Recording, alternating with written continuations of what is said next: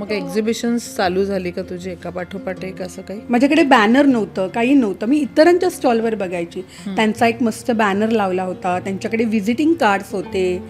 तर मी बघायची, पण माझ्याकडे काही नाही. तरी सुद्धा मी उभी राहिली. मला तिथूनच शिकायचं आहे काहीतरी. कोविडमध्ये काही इम्पॅक्ट आला का तुझ्या बिझनेसवरती? त्या दरम्यान खूप गाऊन्सचा सेल झाला माझा. म्हणजे थोडक्यात कोविड हे तुझ्यासाठी चांगलं झालं. येस, माझ्यासाठी खूप चांगला तो कोविडचा पिरियड होता. मग लोन घेताना तुला आधी भीती नाही वाटली का की हे लोन फेडता नाही आलं तर काय होईल आपलं, असं कधी वाटलं का?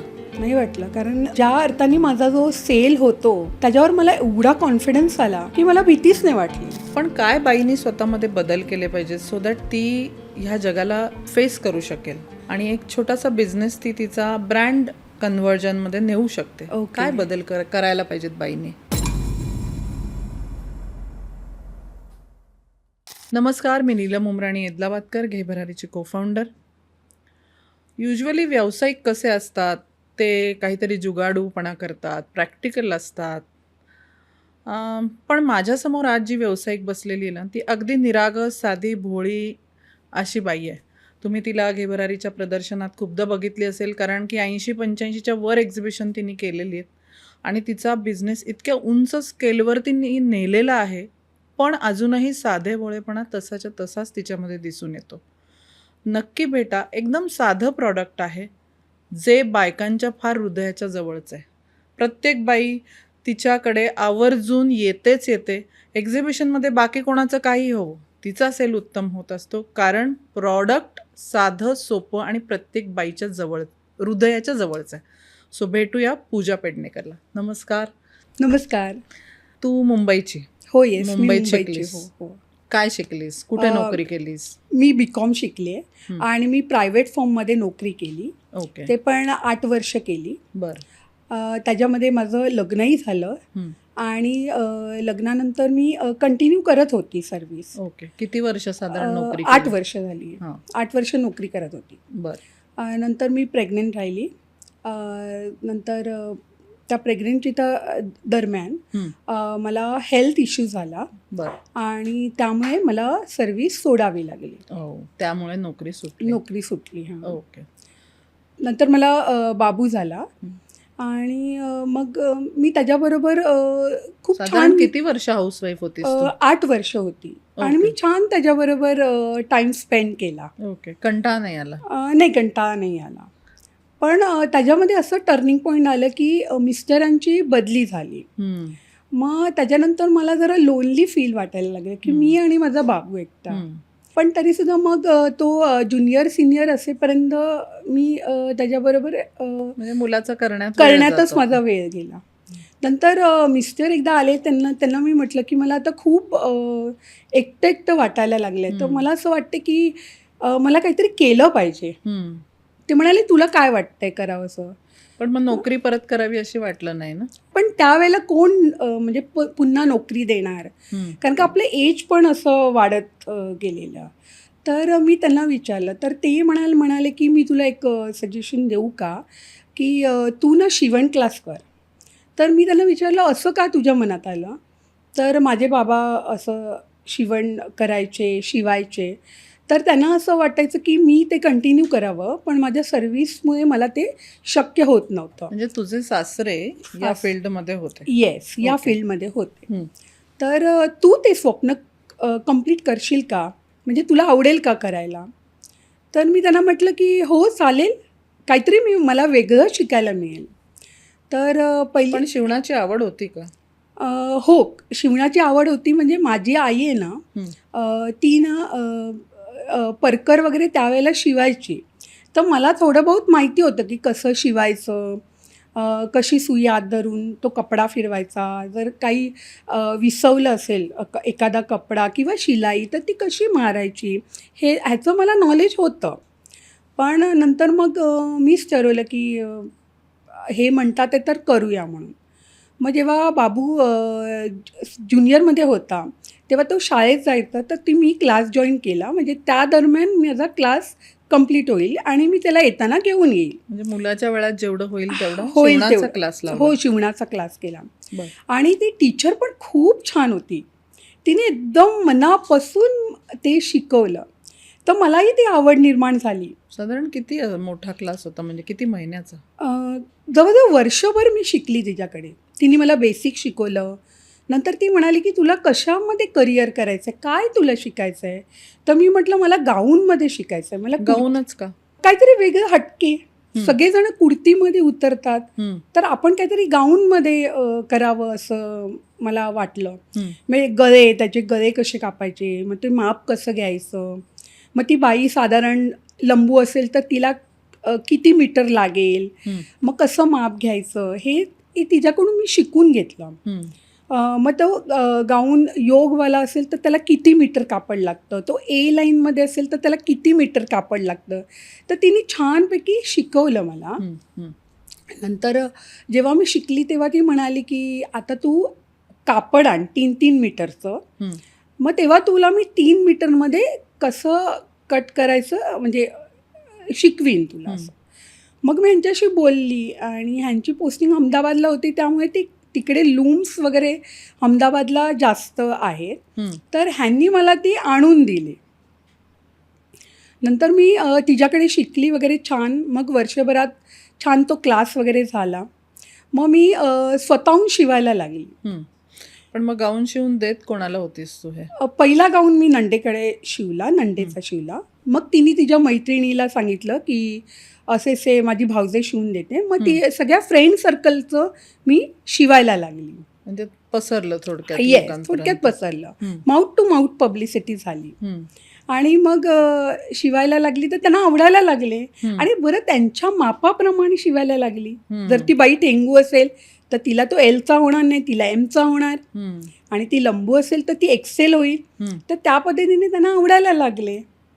तर बाहेर दुकानांमध्ये युजली एकच मापाचं मिळतं, त्यामुळे हे आवडलं असेल लोकांना. Make to order. हां, मेक टू ऑर्डर. तर तसं शिवून द्यायला आवडायला लागलं सगळ्यांना. मग शेजारच्या वहिनी होत्या, आमच्या बिल्डिंगमध्ये शिवायला लागली. थोडक्यात लोकांचं सगळ्यांचं शिवायला लागलीस. हां, शिवायला. यासाठी कापड कसं तू जाऊन आणलंस किंवा नवराच आणून देत होता? नाही, नवऱ्यानीच आणून दिले. बरं. 10 टागे आणून दिले, वेगवेगळ्या रंगाचे, वेगवेगळ्या प्रिंटचे.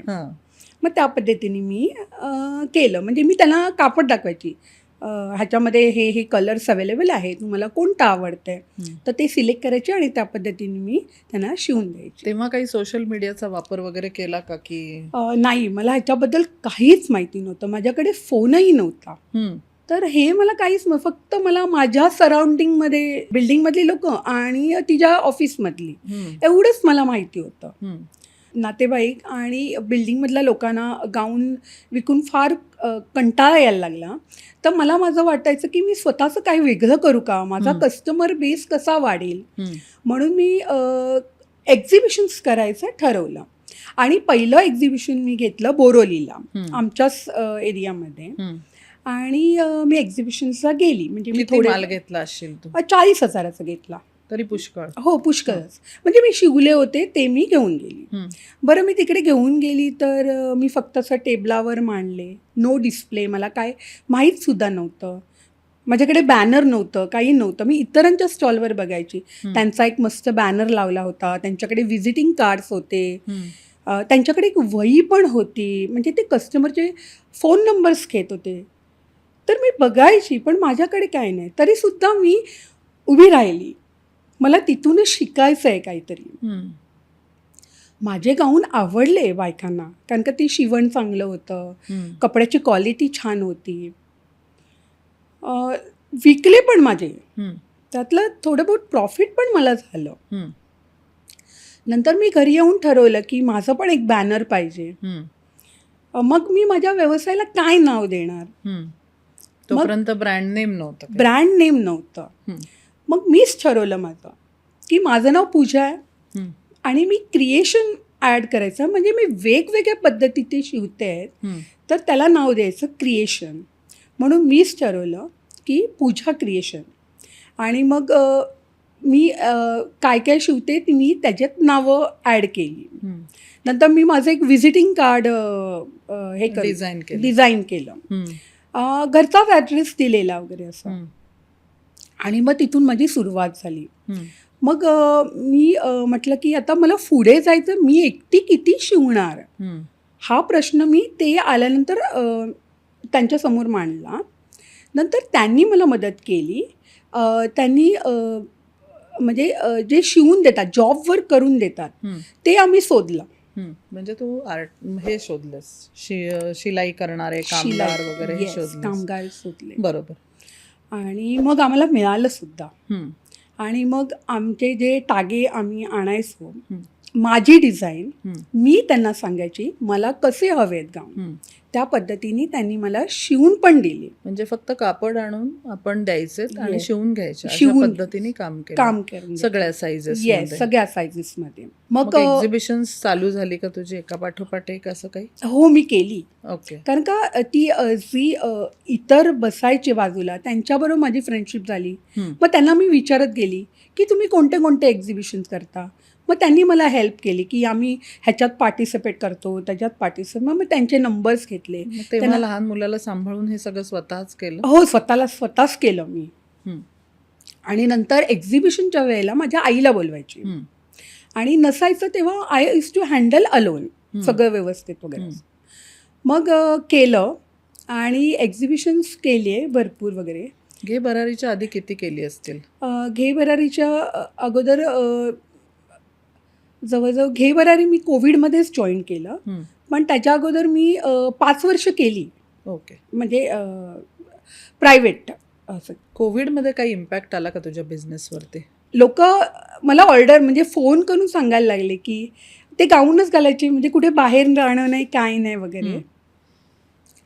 तर त्या दरम्यान खूप गाऊन्सचा सेल झाला म्हणजे माझा. थोडक्यात कोविड हे तुझ्यासाठी चांगलं झालं. येस, माझ्यासाठी खूप चांगला तो कोविडचा पिरियड होता. तेव्हा तू स्वतः शिवत होतीस का कसं? नाही, ती जॉब वर्कर्स करून घेत होती. ओके. साधारण कितीची इन्व्हेस्टमेंट होती आणि किती सेल होत होता त्या काळात? काही अंदाज असा? होत होता 50,000 पर्यंत वगैरे सेल होत होता. सो घे भरारी तू कशी काय आलीस? घे भरारीची माहिती कुठून मिळाली तुला? घे भरारीची माहिती मी एका एक्झिबिशनमध्ये होती आणि शेजारी ज्यांचा स्टॉल होता त्यांनी मला घे भरारीची माहिती सांगितली.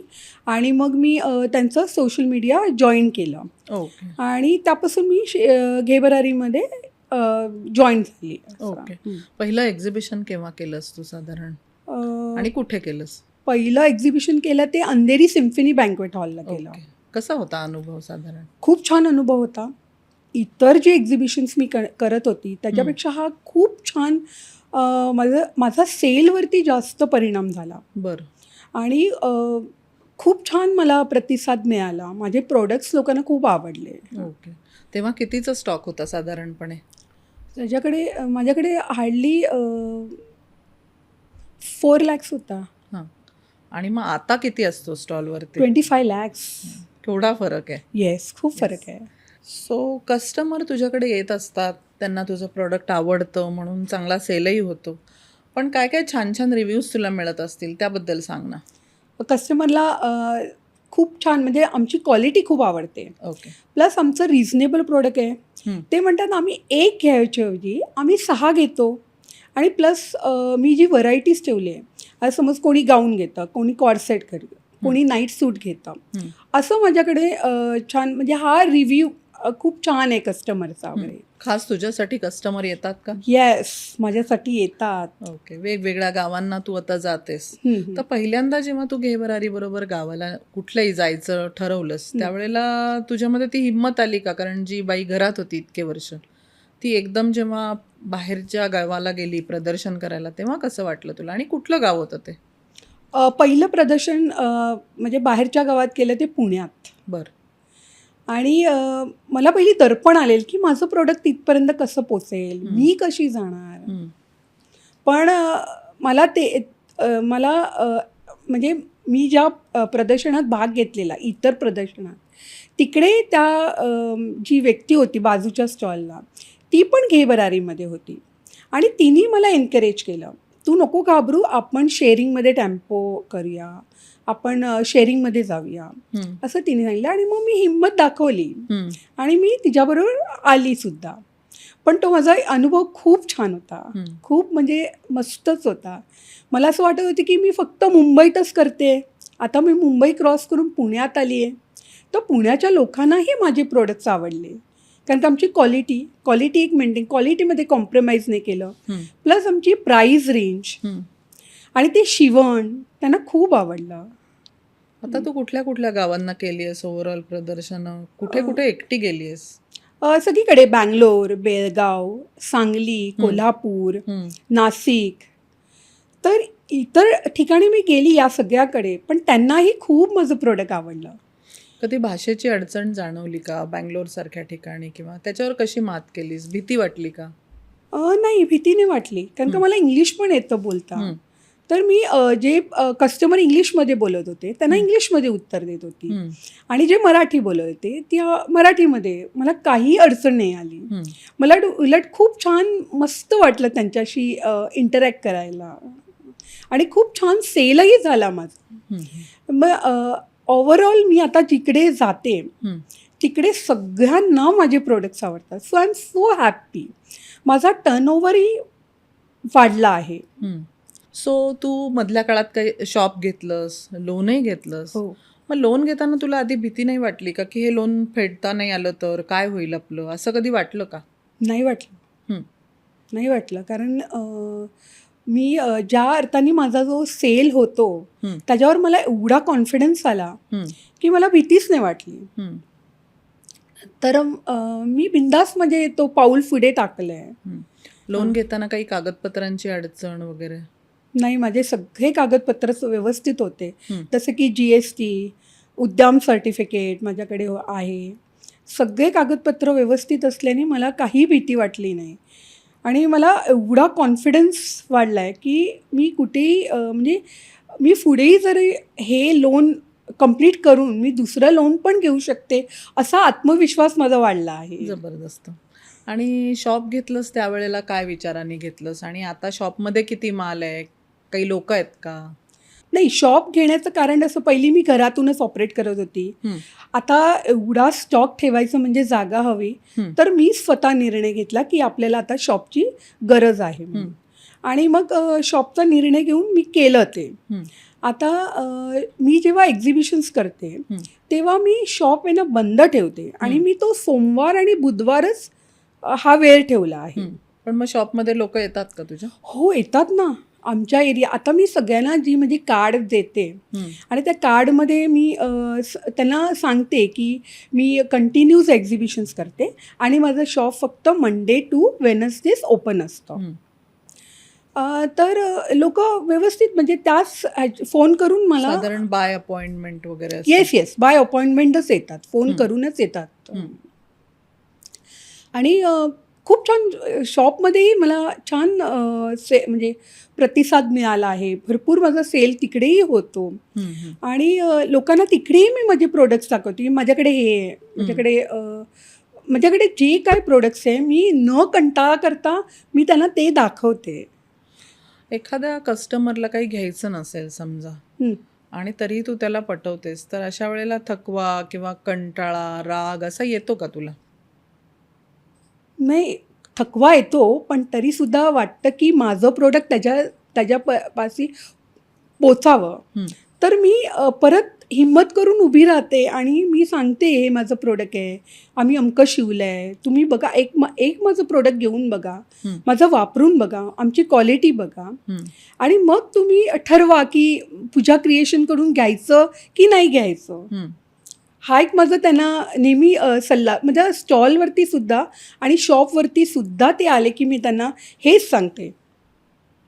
तरी आपली कन्व्हिन्सिंग पॉवर असायला पाहिजे. जर समोरचा व्यक्ती नाहीच घेतला तर त्याला मी काहीच करू शकत नाही असं. पण एकदा तरी ट्राय कराच. येस, एकदा तरी माझं प्रोडक्ट वापरून बघा. हं. दुकानात साधारण किती माणसं आहेत आता?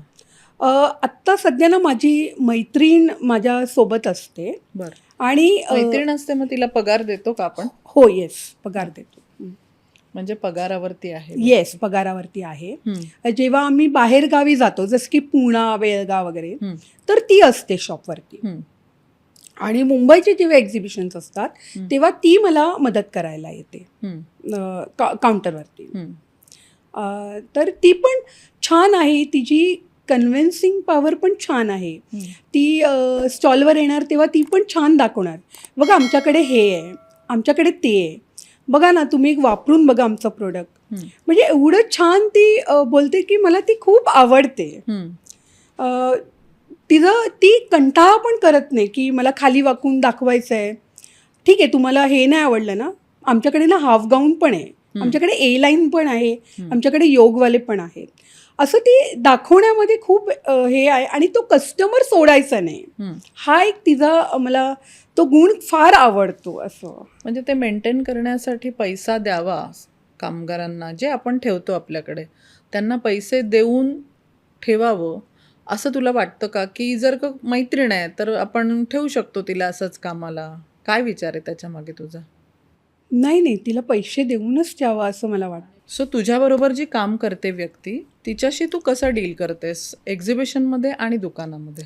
दुकानामध्ये तर तिला पगार असतोच, पण जेव्हा ती माझ्याबरोबर स्टॉलवरती येते तेव्हा मी वेगळे तिला पर डे देते. कारण का जेव्हा आपण पैशाची ही गरज सगळ्यांनाच असते आणि तिला मी मोटिवेट करते तेव्हाच तो माझा सेल होणार ना. तर आणि तिच्याकडे ती कन्व्हिन्सिंग पॉवर आहे, हे मी तिची क्वालिटी ओळखली आहे.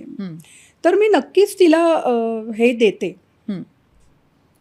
तिला द्यायलाच पाहिजे असं मला असं वाटतं मला. असं आता नवऱ्याने रिटायरमेंट घेतलेली आहे आणि सध्या तुझ्या बिझनेसमध्ये मदत करतो, मग नवऱ्याचा काय रोल आहे या पूजा क्रिएशनमध्ये? काय काय करतो नवरा? नाही, तो मदतीला असतो, पण त्याचं पहिलं एक वाक्य मी तुम्हाला सांगते, अगं पूजा, माझ्या सॅलरीपेक्षा तू जास्त कमवतेस, मी ही रिटायरमेंट केव्हाच घ्यायला पाहिजे होती. हे जेव्हा त्यांनी बोलून दाखवलं तेव्हा मला इतका आनंद झाला. ते यश आहे, ते यश आहे असं म्हणजे मला आतून ते भरून आलं की कोण असं म्हणत नाही म्हणजे. तर त्यांनी ते बोलून दाखवलं. पण त्याचा रोल काय आहे आता? काय काय करतो म्हणजे ह्या बिझनेसमध्ये? काय काय? माझ्या बिझनेसमध्ये तो माझे सगळे अकाउंट्सची कामं तोच बघतो. म्हणजे माझा सेल काय आहे, माझा GST कधी भरायचा आहे, परत मी कोणाला पेमेंट करायचं आहे, जसं आम्ही फॅब्रिक आणतो त्याचं पेमेंट वगैरे, नंतर कारिगर आहेत त्यांच्या पगार, कटर मास्टर आहे त्याचा पगार वगैरे. आणि मी कसं युनिटमध्ये जाऊन बघते की मला किती माल तयार करायचा आहे, मला कोणते कोणते म्हणजे कसे गळे आले पाहिजे, कसं लेस लावली पाहिजे त्याला, म्हणजे त्याच्यामध्ये रेनिवेट म्हणजे प्रोडक्टमध्ये काही मी नवीन शिवू शकते का हे मी बघते. आणि बाकीचा तो मला हेल्प करतो. म्हणजे बाकी डिझायनिंग पार्ट हा तुझ्याकडे, Yes, बाकी सगळं टेक्निकल गोष्टी, आर्थिक गोष्टी हा आता नवऱ्याने घेतलेल्या आहेत स्वतःकडे, त्यामुळे तुझा भार थोडासा हलका झाला असेल. हो, नक्कीच नक्कीच. येस. तर मला आता सांग की जेव्हा तू अशी बघतेस मागे वळून, एक 3 वर्षाची पूजा आणि आत्ताची पूजा, ह्याच्यामध्ये काय फरक आहे असं वाटतं? एक तर पर्सनॅलिटी वाईज काय फरक झालाय? मी खूप बदलली आहे. मला माझ्यामध्ये भरपूर इम्प्रूव्हमेंट करून घेतले आहेत. काय काय म्हणजे एका बाईने काय इम्प्रूव्हमेंट करावी आहे? एक तर माझा पहिला आत्मविश्वास वाढला आहे. मी स्वतःला मेकओव्हर केलेला आहे. मेकओव्हर म्हणजे काय? मेकओव्हर म्हणजे मी स्वतःला चेंज केलं. मी खूप साधी होती, आता मी स्वतःला म्हणजे थोडं फॅशनेबल. Yes, fashionable. माझ्या कपड्यांमध्ये पण मी चेंजेस आणलेत. आणि मी रोज एक्सरसाइज म्हणा, स्वतःकडे काळजी घेणं, म्हणजे खाण्यापिण्याचं काळजी घेणं, स्वतःला थोडा वेळ द्यायला शिकले. जी मी पहिली म्हणजे एवढं नाही, पण आता मला दिलं पाहिजे असं मला वाटतं. म्हणून मी स्वतःला माझ्यासाठी मी वेळ काढते आहे. आणि मला पुढे जायचं आहे तर हे खूप जरुरी आहे माझ्यासाठी. तर मी खूप चेंज झाली आहे. मी स्वतः आरशात बघते आणि मी स्वतःलाच म्हणते की the Pooja creation has completely change. जे सुरुवातीचं पूजा क्रिएशन होतं 3 वर्षापूर्वी आपण एक छोटीशी सुरुवात केली, आणि आत्ताचं जे पूजा क्रिएशन आहे की पूजानी स्वतःमध्ये बदल करून हा जो ब्रँड घडवून आणला, ह्याच्यामध्ये काय काय बदल झाले असं वाटतं तुला स्वतःच्या पर्सनॅलिटीमध्ये आणि ब्रँडमध्ये? ओके. पहिली ते माझ्या ब्रँडमध्ये मी भरपूर चेंजेस केले. पहिली माझ्याकडे फक्त गाऊन होते, नंतर मी कॉर्सेट शिवायला लागली, नंतर शॉर्ट विथ शर्ट, जसं की आमच्याकडे सिंगल शॉर्ट होती, हं. सिंगल कॅपरी होती. मग लोकांच्या डिमांड यायला लागल्या की तुम्ही त्याचा एक सूट का नाही बनवत, हं. म्हणजे short with shirt, capri with shirt. हं. मग लोक म्हणाले की अगं तू जयपुरी कॉटनमध्ये शिवते, तुम्ही बाटिकमध्ये का नाही करत. हं. मग ते आम्ही बाटिकमध्ये करायला लागलो. हं. मग काहींची डिमांड होती की फक्त तुम्ही लेडीजसाठी शिवता, यंग्स मुलींसाठी काय तुम्ही शिवत नाही.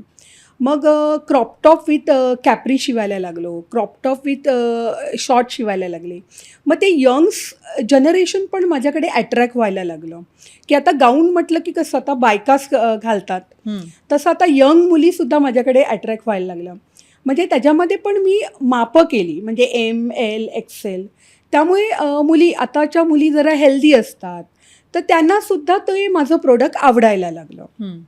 बरं, शॉर्ट आम्ही फक्त जयपुरीमध्ये करत होतो, आता आम्ही बाटिकमध्ये प्रोडक्शन करावं लागलं, म्हणजे त्याच्यात आम्ही उतरलं, तर तेही त्यांना आवडायला लागलं बाटिकमधलं. मग त्यांना मध्ये एक मियानी हा एक प्रकार आम्ही केला, हं. जेणेकरून ती शॉर्ट फाटणार नाही बसल्यावरती, तर ती चेंजेस केली.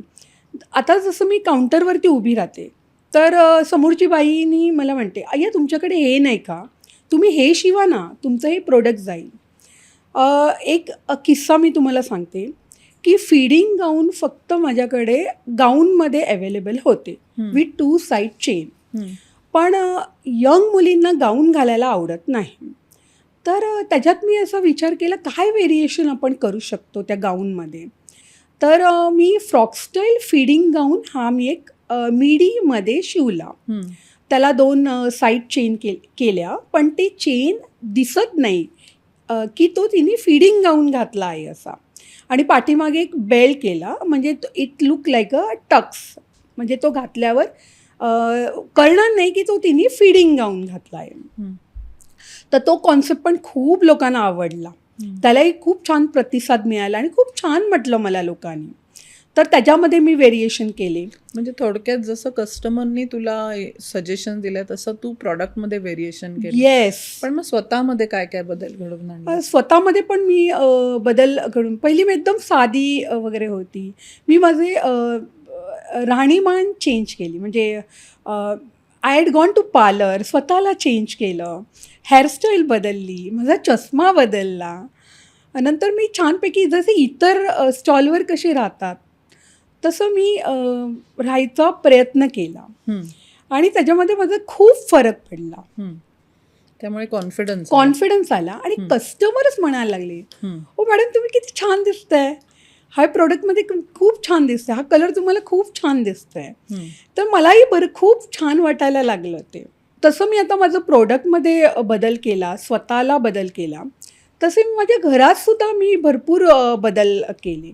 मी हळूहळू सगळ्या जबाबदाऱ्या माझ्या खांद्यावरती घ्यायला लागली.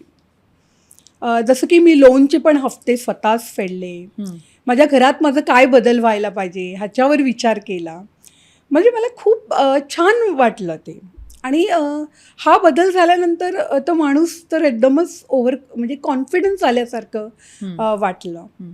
किंवा आतून आनंद होतो आतून व्यक्तीला की खूप हो, मी आनंद. काहीतरी करू शकतो. येस तो फील येतो व्यक्तीला. Yes yes yes. आता मला एक सांग की सगळ्या ज्या बायका तुला या बघतायत, एकदम साधी पूजा, पण काय बाईनी स्वतःमध्ये बदल केले पाहिजेत सो दॅट ती ह्या जगाला फेस करू शकेल आणि एक छोटासा बिझनेस ती तिचा ब्रँड कन्व्हर्जनमध्ये नेऊ शकते. Okay. काय बदल करायला पाहिजेत बाईंनी? एकतर आत्मविश्वास हवाच, हं.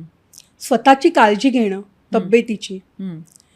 आणि दुसरं म्हणजे चिकाटी, जिद्द, आळस टाकून द्यायचा, टायमावर सगळं झालं पाहिजे, हं. तरच आपला बिझनेस होणार. हं. तू म्हणशील आज मला यश मिळालं, उद्या मी झोपीन, आरामात उठीन, तसं अजिबात मुळीच करू नये. हं. आणि जे आपल्याला पैसे मिळाले लोनसाठी, जे बँक आपल्याला देते, ते आपल्या व्यवसायासाठीच वापरावे, इतर कामासाठी ते वापरू नये, असं मला वाटतं.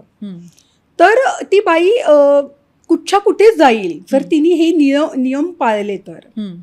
आणि एखाद्या बाईला जर तो बिझनेस, मी असं म्हणेन की त्या बाईने नोकरी नाही करावा, बिझनेस करावा. आपल्यामध्ये जी कला आहे ती कला इतरांसमोर आणावी.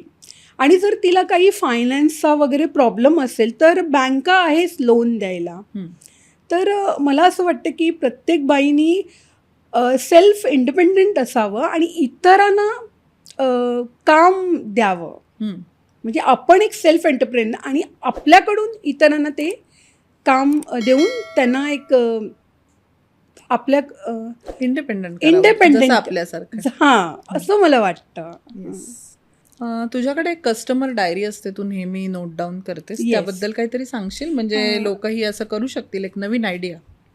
हो, मी स्टॉलवर असली की सगळ्यांचे कस्टमरचे नंबर्स घेते आणि मग त्या नंबरवरती मी माझं अकाउंट बिझनेस अकाउंट केलं आहे आणि मी तो ब्रॉडकास्ट करते.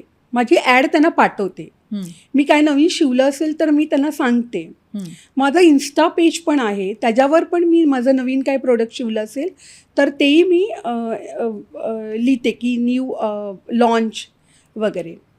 तर आणि नंतर आपलं एक्झिबिशन झाल्यानंतर मी एक डायरी फॉर्म केली आहे. त्यांना काही प्रोडक्ट हवं असेल तर मी ते लगेच नोट डाऊन करते. त्यांचं नाव, त्यांचा नंबर आणि त्यांना माझ्याकडून काय हवं आहे. जसं की एल साईजचे गाऊन हवे आहेत, एक्सेल हवं आहे, त्यांना कॉर्सेट हवं आहे. तर मी ते लिहून घेते. मग मी दुकानात जेव्हा जाते तेव्हा त्यांना मी सगळे फोटो पाठवते. त्यांना सांगते मी हे पिक पाठवले, त्याच्यातलं तुम्ही सिलेक्ट करा आणि तुमची ऑर्डर प्लेस करा. असं लांबच्या गावांच्या कस्टमरलाही तू करतेस? हो, येस, करते. हां. तर ती डायरी कसं होतं की एखादा आपल्या डोक्यातून तो विषय निघून जातो. पण ती डायरी जेव्हा आपण ओपन करतो तेव्हा ह्या बाईनी आपल्याला हा फोन केलेला, तिला अमकं प्रोडक्ट हवं आहे, तर तिला आठवण करून द्यायची किंवा तिला पिक्स पाठवायचे आणि मग तिला विचारलं, मॅडम ह्याच्यातलं कोणता तुम्हाला आवडला आहे? तर ती म्हणेल की आणखी नाही आहे का तुमच्याकडे, आणखी डिझाईन्सचे नाही आहे, तर मग ते आणखी पाठवायचे त्यांच्याकडून. आणि मग आपल्याला कुरिअर इझीच आहे, आपला कुरिअर करून त्यांना ते आपले प्रोडक्ट्स सेंड करायचे. सो आता पूजा क्रिएशनला तुला कुठे न्यायचं आहे? पूजा क्रिएशन आत्ता जे आम्ही जॉबवर करून घेतो आहे ते माझं एक स्वप्न आहे की आमचं स्वतःचं एक युनिट असावं, जिकडे माझे स्वतःचे कारिगर असावे, एक कटर मास्टर असावा, माझ्या मशिनरी असावा आणि मी तर डिझाईन करतेच. तर ते माझं स्वप्न आहे आणि ते मला पूर्ण करायचं आहे. तर मी ते नक्कीच करीन असं मला वाटतं आहे. त्यासाठी मला फायनान्स तर हवाच. मी ते बँकेतून लोन घेणारच आहे आणि मला माझी एक स्वतःची जागा असावी, दुसरी एक, जिथे मी माझी मशिनरी टाकून मी इतरांना सेल्फ म्हणजे काम द्यावं, म्हणजे मी त्यांना पण एक इंडिपेंडेंट करावं असं माझी खूप खूप इच्छा आहे आणि ते मी स्वप्न नक्कीच पूर्ण करणार असं मला वाटतं आहे. Yes, good.